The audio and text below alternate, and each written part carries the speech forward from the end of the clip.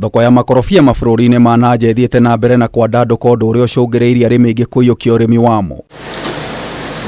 Kũringana na rũhonge rwa ũrĩmi na irio rwa aba, makorobia nĩ matunda marĩa marendio mũno na nja wa bũrũri, macoketwo nĩ mananathi, maembe, itunda rĩa kahũrũra gatagatĩ ka mangĩ, no rĩu kũrĩ na mbu thoko-inĩ ya matunda maya. In our directorate that we are handling, it's so much about maybe deforms. Our main concerns about immature.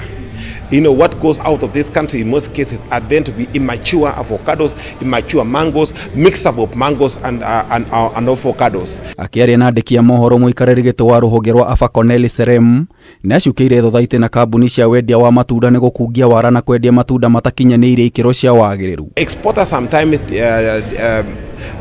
do cheat in terms of what goes out. They are saying they are exporting mangoes, yet inside there is also avocados.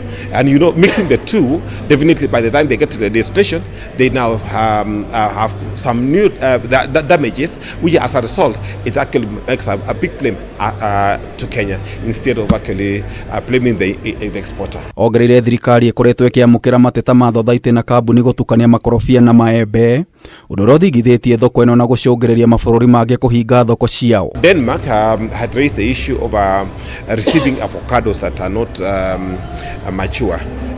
Quite a number. Even China, when we were in China, they also gave us samples of immature avocados that were sent to China in December of last year. Imagine when they got from these avocados in China, they kept so that they can launch a complaint. Rĩu oigĩte mĩtugo ĩno nĩ ũgwati kũrĩ sekta ĩrĩa mwaka mũhĩtũku yareheire bũrũri mũigana wa ciringi birioni 153. We've addressed, we closed sending of avocados off season because off season there is high demand, so it forces farmers to take in immature avocados.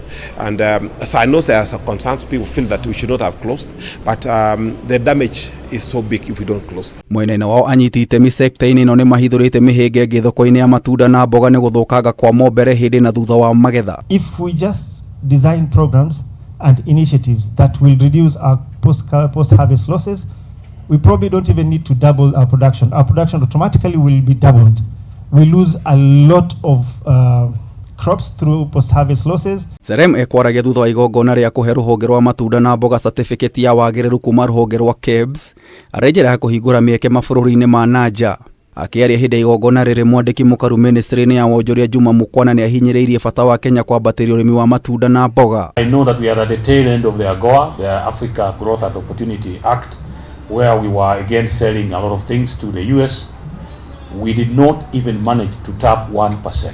Mũkwana hithũrĩtie thirikari ĩthiĩte na mbere na gwetha thoko nja wa bũrũri ya ica ikuhĩ mabũrũri 27 kuma gĩtarũ kĩa ũrũmwe wa mabũrũri ma Rũraya EU, kũrĩa onjoria marĩendagia magetha mao gũtarĩ na magoti. On Monday, the president will be signing the Kenya European Union EU partnership agreement that will open us up to sell up to 13,000 different products to 27 European Union countries, duty-free, quota-free for 25 years. Gerifotera Kameme TV, Jeta Getau wa Wajiko.